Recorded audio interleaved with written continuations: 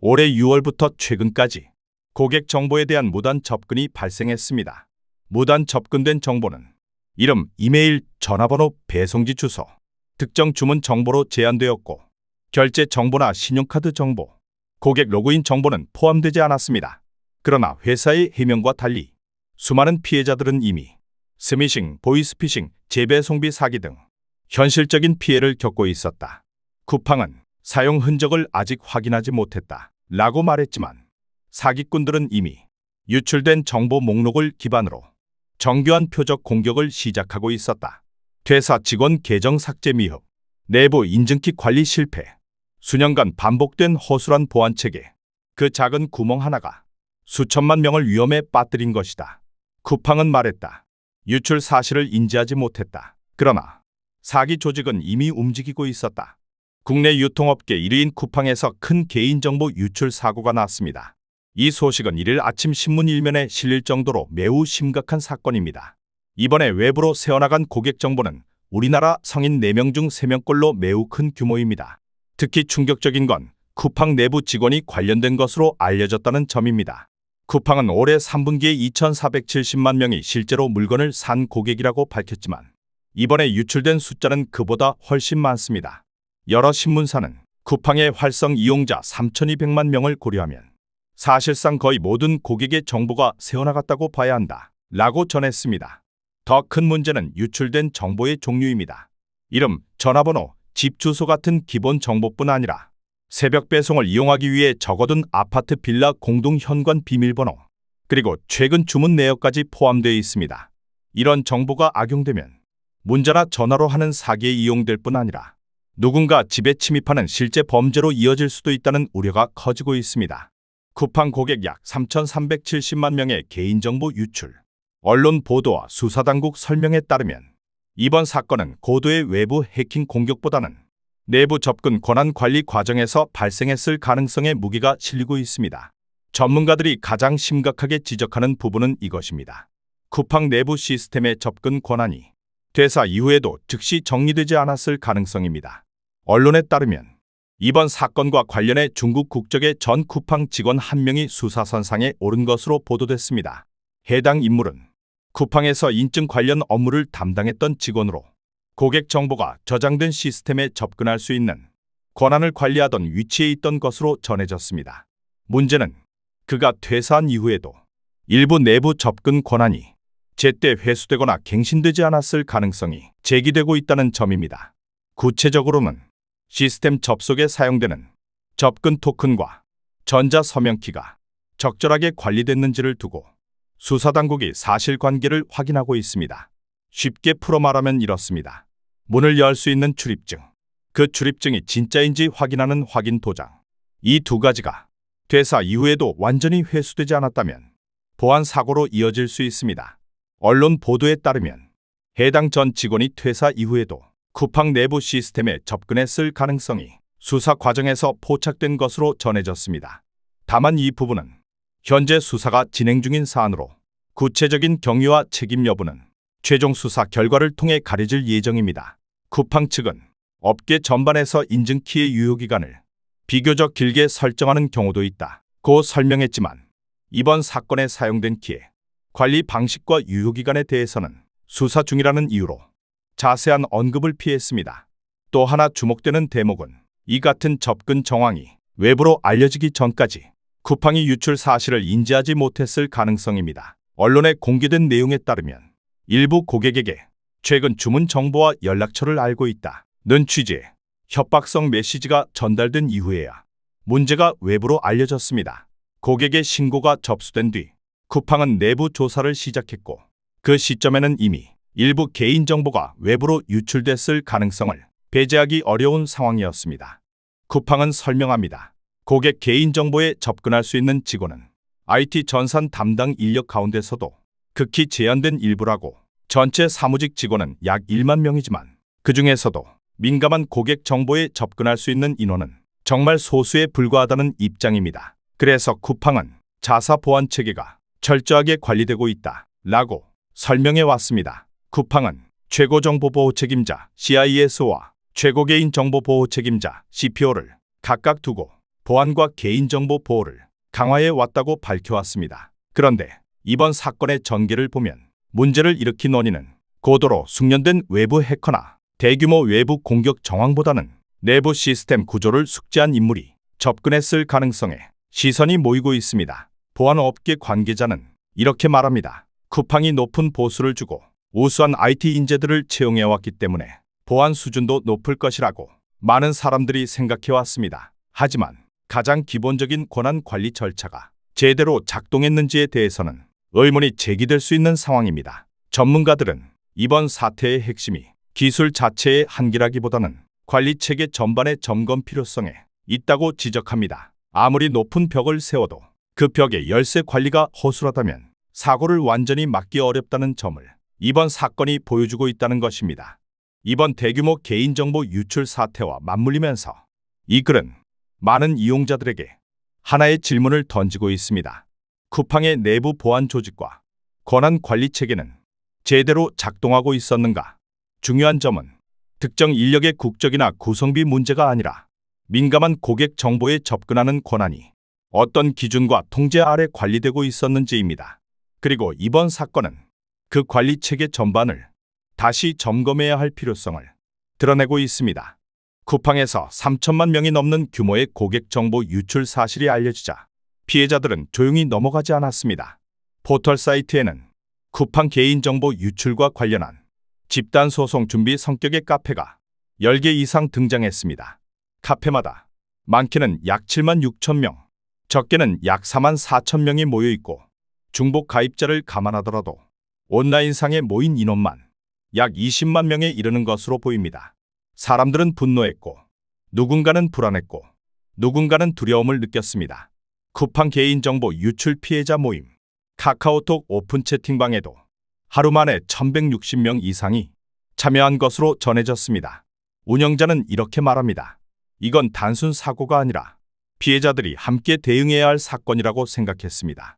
현재까지는 주로 온라인 중심의 움직임이지만 향후 실제 소송으로 이어질 경우 국내에서도 손꼽히는 규모의 개인정보 유출 집단 소송이 될 수 있다는 관측도 나옵니다. 하지만 문제는 여전히 남아 있습니다. 바로 배상입니다. 과거 인터파크, SK텔레콤 등 대형 개인정보 유출 사례를 돌아보면 재판을 통해 결정된 1인당 배상액은 대체로 수만 원에서 10만 원 안팎이었습니다. 그러나 이번 사안처럼 유출 규모가 약 3천만 계정에 이르는 경우 배상 범위와 기준에 따라 기업이 부담해야 할 총액이 상당한 수준으로 확대될 수 있다는 분석도 나오고 있습니다. 그리고 이 사태는 아직 시작 단계에 불과하다는 평가도 있습니다. 개인정보 유출은 뉴스로 볼 때는 남의 일처럼 느껴질 수 있습니다. 하지만 그 여파는 조용하게 그리고 예상보다 깊숙이 사람들의 일상 속으로 스며들기 시작했습니다. 그 문자 진짜 쿠팡인 줄 알았습니다. 대구 수성구에 사는 32살 직장인 박씨. 쿠팡에서 보낸 것처럼 보이는 문자였어요. 링크를 눌러야 주문 확인이 된다고 해서 순간적으로 손이 갔죠. 최근 개인정보 유출 관련 소식을 접한 뒤 박 씨는 해당 문자를 뒤늦게 삭제했습니다. 박 씨, 그 소식을 못 들었으면 저도 피해를 입었을 수도 있었을 것 같아요. 광고 문자만 늘어난 게 아닙니다. 또 다른 30대 소비자는 며칠 전부터 의심스러운 전화와 문자가 잇따라 걸려오기 시작했다고 말합니다. 30대 소비자, 보이스피싱으로 의심되는 전화가 계속 와요. 쿠팡이든 네이버든 제가 로그인한 적이 없는데 로그인 시도 알림이 계속 뜨더라고요. 불안을 느낀 그는 결제 수단을 정리하고 개인통 관고유 보호까지 변경했습니다. 30대 소비자, 원인이 정확히 이 유출 때문이라고 단정할 수는 없지만 불안해진 건 사실이에요. 쿠팡 서비스 탈퇴를 고민했습니다. 쿠팡 유료 서비스 가입자 33살 손씨 노출됐다고 공지 하나 올리면 이 문제가 끝나는 건지 의문이 들었어요. 사과문 한 장으로 충분한 건가 싶었죠. 그는 결국 쿠팡 서비스를 탈퇴하기로 결정했습니다. SNS에는 이와 비슷한 맥락의 쿠팡 탈퇴 인증 게시글들이 잇따라 올라왔습니다. 집단 행동을 준비하는 소비자들. 카카오톡에는 쿠팡 개인정보 유출 관련 대응을 논의하는 오픈 채팅방도 개설됐고 수백 명의 이용자가 참여한 것으로 알려졌습니다. 고객센터에 문의하면 안심하셔도 된다는 안내만 반복합니다. 요즘 스팸 전화가 많아진 게 이번 일과 무관하다고 보기 어렵다는 생각도 들어요.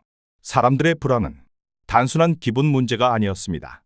정확한 책임 소재와 별개로 그들의 일상과 신뢰, 그리고 개인적인 안정감이 이미 크게 흔들리고 있었기 때문입니다.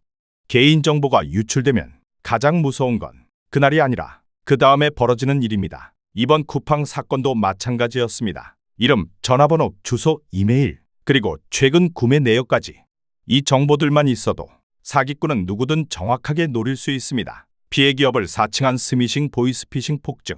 유출 직후 가장 먼저 움직인 건 사기꾼들이었습니다. 환불이 필요합니다. 결제 오류가 발생했습니다. 쿠팡 재배송비 1,900원을 결제해주세요. 앱 업데이트해야 이용이 가능합니다. 이런 메시지가 수십만 명에게 동시에 날아갔습니다. 한 번만 눌러도 당신의 휴대폰 안으로 범인이 들어옵니다. 전문가들은 이렇게 말합니다. 발신자가 불분명한 문자나 앱 설치 요구는 100% 스미싱입니다. 원격 제어, 앱 설치, 계좌 비밀번호 탈취, 링크를 누르는 순간 악성 앱이 깔립니다. 그 앱은 당신 휴대폰을 내 손처럼 조종할 수 있습니다. 은행 로그인, 인증번호 복사, 카드 결제, 문자 내용 읽기, 심지어 휴대폰 화면도 실시간으로 보기, 모든 것이 털립니다. 이걸 원격 제어 사기라고 부릅니다. 그리고 최근 피해가 폭발적으로 늘고 있습니다. 불법 사이트 대포폰 대포통장 위험.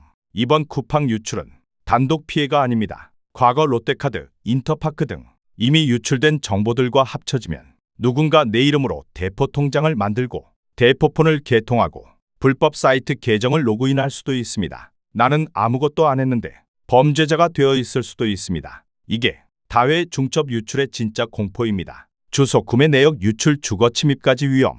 이번 사건이 더 위험한 이유는 생활 정보가 통째로 넘어갔다는 것입니다. 집 주소, 공동연관 비밀번호, 최근 주문 내역, 배송 시간 패턴, 택배기사 관리실, 고객센터를 사칭하기 너무나 쉬워졌습니다. 배송지 확인이 필요합니다. 상품이 반송됐습니다. 현관 비밀번호가 필요합니다. 당신이 네 라고 말하는 순간 범죄자는 당신 집 앞에 설 수도 있습니다. 이건 단순한 해킹이 아닙니다. 생활 침입입니다. 지금까지 특별한 피해를 겪지 않았다고 해서 앞으로도 안전하다고 말할 수는 없습니다. 개인정보는 한번 외부로 유출되면 오랜 기간 인터넷 어딘가를 떠돌 가능성이 있습니다. 지금 우리가 할 수 있는 가장 기본적인 보호 방법은 다음과 같습니다. 모르는 번호의 전화는 신중하게 대응하기, 문자에 포함된 링크는 함부로 누르지 않기, 결제 내역을 수시로 확인하기, 주요 계정의 비밀번호 변경하기, 스미싱이 의심될 경우 보호나라 등을 통해 확인, 금융피해가 발생하면 즉시 경찰에 신고, 어플에 안 쓰는 카드나 계좌가 등록되어 있다면 삭제하기. 지금 이 영상을 끝까지 보고 있는 여러분은 이미 스스로를 지키기 위한 첫 번째 행동을 하고 있는 셈입니다. 이제부터는 당신을 지키는 시간이 필요합니다. 정부는 이번 사안의 심각성을 고려해 민관합동조사단을 구성하고 사고 경위와 보안 체계를 조사 점검하고 있습니다. 또한 국민들에게 출처가 불분명한 문자나 링크, 앱 설치를 유도하는 메시지, 환불 보상 안내를 가장한 연락에는 각별히 주의해 달라고 거듭 당부하고 있습니다. 쿠팡은 이름, 전화번호, 이메일, 주소, 일부 주문 내역이 포함됐으며 결제 정보나 비밀번호는 포함되지 않았다는 입장을 밝혔습니다. 하지만 보안 전문가들은 여전히 주의가 필요하다고 말합니다. 전문가 의견. 최근 사기 수법은 이름, 전화번호, 주소 정도만 있어도 충분히 정교한 표적 시도가 가능합니다. 실제 피해는 그 이후에 발생하는 경우가 많습니다. 유출된 정보가 어디로 흘러가는지, 누가 활용하고 있는지, 얼마나 널리 퍼졌는지는 시간이 지나야 드러나는 경우도 적지 않습니다. 그래서 지금 이 영상을 보고 있는 여러분의 대응이 무엇보다 중요합니다. 시청자를 위한 즉시 행동 가이드. 모르는 번호 링크는 원칙적으로 거절. 재배송비 환불 보상 안내 문자는 특히 주의. 통화 중 결제 요구가 나오면 즉시 통화 종료. 카카오톡 문자 프로필 정보는 최소화. 가족 지인과도 관련 정보 공유. 오늘 안에 주요 비밀번호 2에서 3개 변경. 결제 내용 문자 수신함 정기적으로 확인. 특히 시니어 세대는 사기범들이 가장 먼저 노리는 대상이 되는 경우가 많습니다. 택배 기사입니다. 고객센터에서 연락드렸습니다. 이 한마디에 순간적으로 방심할 수 있기 때문입니다. 여러분, 이번 사건은 쿠팡만의 문제가 아닙니다. 인터넷 시대를 사는 우리 모두의 문제입니다. 당신의 부모님, 당신의 형제자매, 당신의 친구가 오늘 이 순간에도 스미싱 보이스피싱 문자와 싸우고 있습니다. 오늘 영상을 보신 여러분은 이미 스스로를 지키기 위한 가장 중요한 첫걸음을 떼셨습니다. 그리고 기억하세요. 내 개인정보는 내가 지키는 시대. 이제는 선택이 아니라 필수입니다. 끝까지 함께 해주셔서 정말 감사합니다. 오늘 전해드린 내용이 여러분께 조금이라도 도움이 되었고 의미 있는 시간이 되셨다면 좋아요와 구독으로 가볍게 응원해 주셔도 좋겠습니다. 요즘 날씨가 많이 추워졌습니다. 강추위에다 눈 소식도 이어지고 있다고 하니 외출하실 때는 옷 따뜻하게 챙겨 입으시고 감기 조심하시길 바랍니다. 무엇보다 여러분의 건강과 일상이 늘 평안하시길 바랍니다. 오늘도 시청해 주셔서 고맙습니다. 다음 이야기에서 다시 찾아뵙겠습니다.